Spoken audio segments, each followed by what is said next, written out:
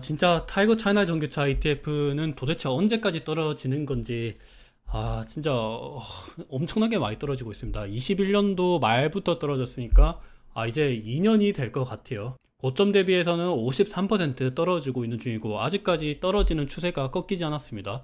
더 떨어질 것 같아요. 아니, 리오프닝 되면 중국 경제가 살아난다 그러지 않았나? 마스크 끼고 있던 게 마스크를 벗고 사람들이 거리에 뛰어들면 이제 경제도 활성화되고 자동차도 많이 사고 그러면 타이거 차이나 전기차 ETF한테도 나쁘지 않고 이런 이야기가 많았었던 것 같은데 지금은 오히려 코로나 때보다 경제 상황이 더 안 좋아졌습니다. 최근에 발표된 중국의 소비자 물가 지수는 0% 발표가 됐어요. 물가가 완전 낮은 것도 안 좋습니다. 그만큼 소비가 안 된다고 얘기하는 거니까. 이렇게 경제 상황이 안 좋으니까 중국 정부 입장에서는 이렇게 추가적인 부양책을 계속해서 내세우려고 하고 있기는 합니다. 부동산 관련돼서도 규제를 좀 줄이려고 하고 있고 자동차나 전자제품 쪽으로도 부양책을 새롭게 내세우려고 하고 있지만 이게 좀 쉽게 잘 해결될 것 같지는 않은 분위기입니다. 그래도 최근에 부양책 기대로 중국 주식들이 많이 오르긴 했습니다. CATL 같은 경우도 3.37% 갑자기 이렇게 줄곧 떨어지다가 갑자기 이렇게 좀 상승을 했고 BRD 같은 경우도 2.75% 상승을 했습니다. 아니 에코프로랑 에코프로비엔 보면 하루에 10%도 넘게 오르는데 2.75%면 그냥 뭐 일상적인 수준 아닌가라고 물으신다면 BRD랑 CATL은 진짜 주가가 굉장히 많이 하락을 해서 이 정도면 그래도 이제부터 부양책 기대로 주가가 진짜로 오를 수 있는 거 아니야? 라고 뭔가 기대감을 갖게 만들 수도 있을 것 같습니다. 저희들의 시선으로 보면 안 될 것 같아요. 리오토 같은 경우도 5.27% 상승을 했고 텐센트 같은 경우도 6.15%, 빅테크 기업인데 6.15%는 좀 많은 것 같긴 하네요. 확실히 부양책 기대로 조금씩 중국 주식들이 많이 오르고 있는 편입니다. 철광석이랑 철강 가격도 뭐 최근 들어서 조금씩 오른다 그러고 원유도 중국의 부양책 기대감으로 하방은 어느 정도 좀 단단하게 형성을 하고 있는 듯한 느낌은 들고 있어요. 근데 이거는 진짜 어떻게 될지 한번 까봐야 되는 거고 갑자기 부양책을 내세운다 그래서 중국 경제가 갑자기 또 뭐 좋아질 것이라는 생각은 그렇게까지 안 들긴 해요. 지금 가장 근본적인 걱정거리는 미국이랑 유럽에서 중국을 배제한 새로운 공급망을 계속해서 형성하려고 하고 있습니다. 미국의 석유 기업인 엑슨모빌은 리튬 개발을 본격적으로 추진하려고 하고 있습니다. 엑슨모빌과 같이 그렇게 큰 기업이 이제 리튬 쪽으로도 본격적으로 들어가려고 하고 있어요.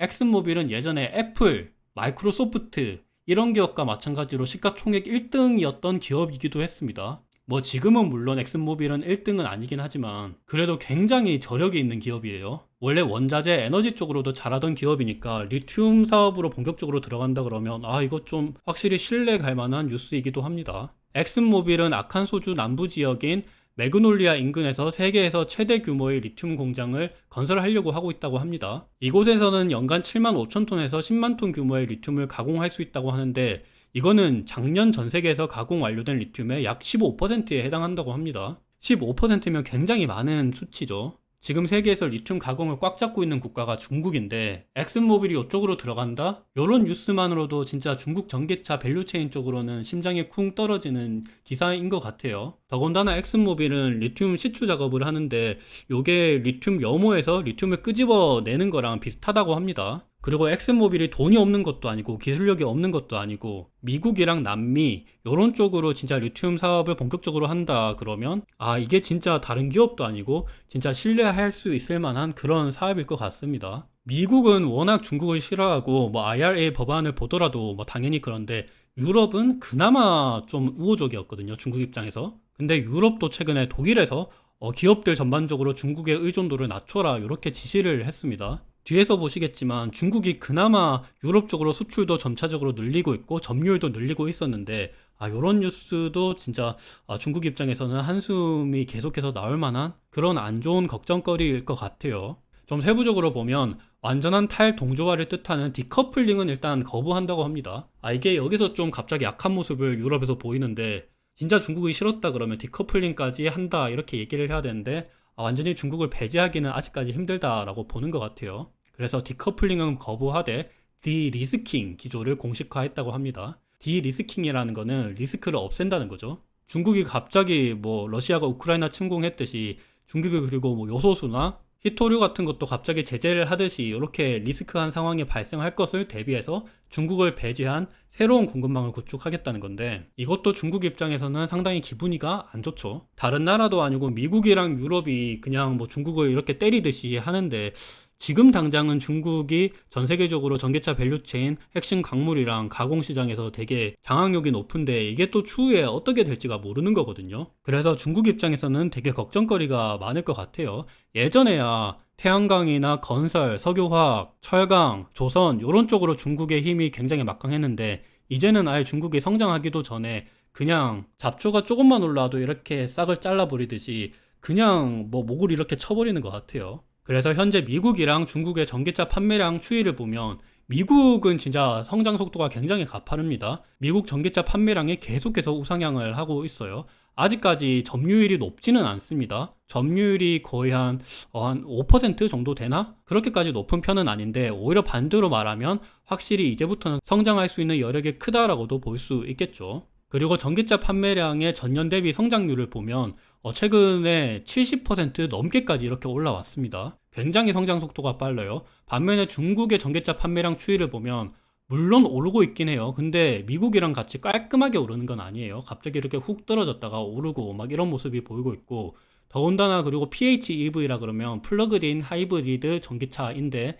요 비중이 좀 큽니다. 비아디가 이 PHEV를 많이 팔고 있죠. 미국 같은 경우는 완전 전기차입니다. BEV가 완전 전기차를 뜻하는 거예요. 뭐 테슬라가 당연히 많이 전기차를 판매하니까 요 데이터는 이렇게 나오는 거고, 요즘만 보더라도 중국의 전기차 판매량 추이가 미국보다는 좀 성장 속도가 많이 둔화됐다라고 볼 수 있을 것 같습니다. 그래도 단순히 이렇게 절대적인 레인지만 비교해보면 아직까지 중국의 전기차 시장이 가장 큰 거는 사실이에요. 다만 지금 전기차 판매량의 성장 속도는 많이 둔화가 됐습니다. 전기차 판매량 성장 속도가 20% 정도밖에 안 나오는 것 같습니다. 미국은 요거보다 한 성장 속도가 4배가량 빠른 상태예요. 그리고 중국의 전기차 판매량 성장 속도는 계속해서 줄어들고 있습니다. 점유율은 한 20% 정도 차지하고 있는데, 어찌 보면 미국보다 침투율이 높기 때문에 앞으로 성장할 수 있는 가능성은 미국보다 떨어진다라고 보시면 될 것 같습니다. 유럽은 그나마 중국한테 우호적이었었거든요.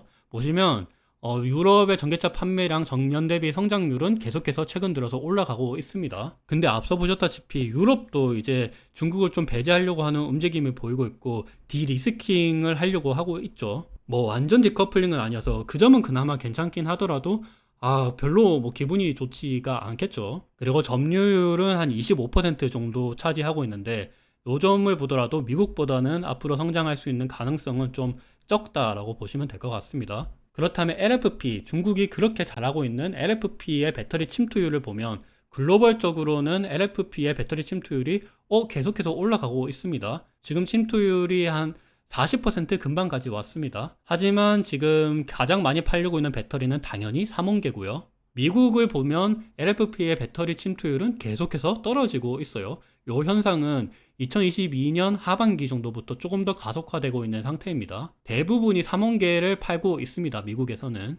LFP 배터리의 전 세계 침투율이 높아지고 있는 대표적인 원인은 바로 중국입니다. 중국이 당연히 뭐 이거는 자국이니까 LFP 배터리를 많이 팔고 있겠죠. 침투율이 계속 올라가고 있습니다. 60%예요. 이 말은 또 40%는 3원계라는 거죠. 중국에서도 3원계가 많이 팔고 있는 거는 사실입니다. 여기 보면 이 색깔은 3원계죠. 유럽이 그나마 또 LFP 배터리를 많이 사주고 있어요. 유럽이 그나마 진짜 좀 중국이랑 우호적이긴 하지만 이게 또 앞으로 어떻게 될지 모릅니다. 유럽은 또 자국 배터리 산업을 키우려고 하고 있어요. 이따 뒤에서 다시 설명을 드릴게요. 유럽은 자국 배터리 기업이 있죠. 스웨덴의 노스볼트라는 기업이 있습니다.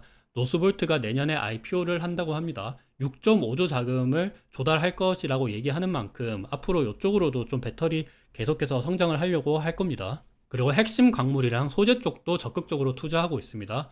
호주의 리튬이온 배터리 기업에 투자한다고 합니다.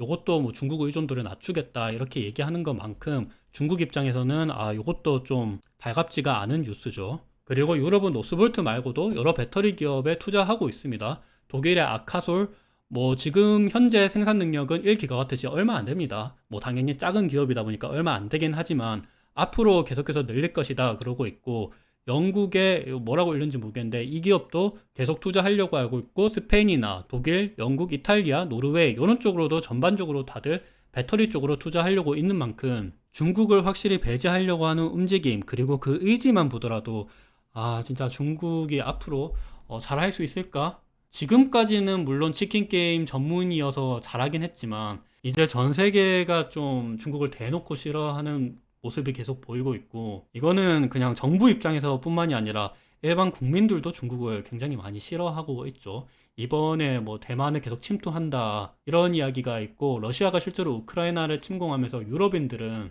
중국도 이대로 가만두면 나중에 진짜 어떤 화를 입을지 모른다 이렇게 생각을 하고 있거든요. 그래서 그 점을 보면 좀 많이 우려스러운 점이 많다 이렇게 생각을 해볼 수 있을 것 같습니다. 앞서 보셨던 기업뿐만이 아니라 뭐 슬로바키아의 이노바트, 이탈리아의 이탈볼트 뭐 이런 기업들도 대대적으로 투자를 하고 있으니까 요 점도 한번 생각을 하셔서 차이나 전기차 ETF를 투자하신다면 좀 주의를 하셔야 될 것 같습니다. 그리고 유럽 같은 경우는 전통적으로 자동차 강국이었죠. 이 자동차 기업들이 유럽의 배터리 스타트업에 투자하는 규모도 계속해서 늘어나고 있기 때문에 이 점도 좀 주의를 하셔야 될 것 같습니다. 여튼 타이거 차이나 전기차 ETF는 지금 2년 동안 주가가 내리막길만 걷고 있는데 뭐 물론 이때 좀 오르긴 했어요. 그렇지만 계속해서 지금 떨어지고 있죠. 요 하락 추세가 언제 끝날지 과연 내년 미국 대선? 저는 내년 미국 대선이 끝나더라도 아직 잘 모르겠어요. 최근에 중국 경기 부양책을 내세우긴 했지만 요게 진짜 중국 전기차 이 기업들한테 확실히 도움이 될지 이것도 잘 모르겠습니다. 결국에는 수출이 잘 돼야 되고 공급망 이슈에서 중국이 진짜 확 사로잡는 모습을 보이면서 중국을 진짜 배제하면 안 되겠다 이런 모습을 보여줘야 되는데 지금은 엑슨모빌이 리튬 사업에 들어간다 그러고 유럽의 많은 전기차 신생 기업들이 생성이 되고 있고 노스볼트는 내년에 기업 공개를 한다 그러고 이런 모습을 보면 중국이 쉽지만은 않은 상황인 것 같습니다. 타이거 차이나 전기차 ETF를 투자하시고 계신 분들은 많이 힘이 드실 것 같은데 여러 방면에서 생각을 해보셔서 좀 길게 가져가신다든지 아니면 좀 반등했을 때 손절을 해야 된다든지 뭐 여러 방면의 생각을 해보셔야 될 것 같습니다. 네, 오늘 영상이 어느 정도 도움이 되셨으면 좋을 것 같습니다.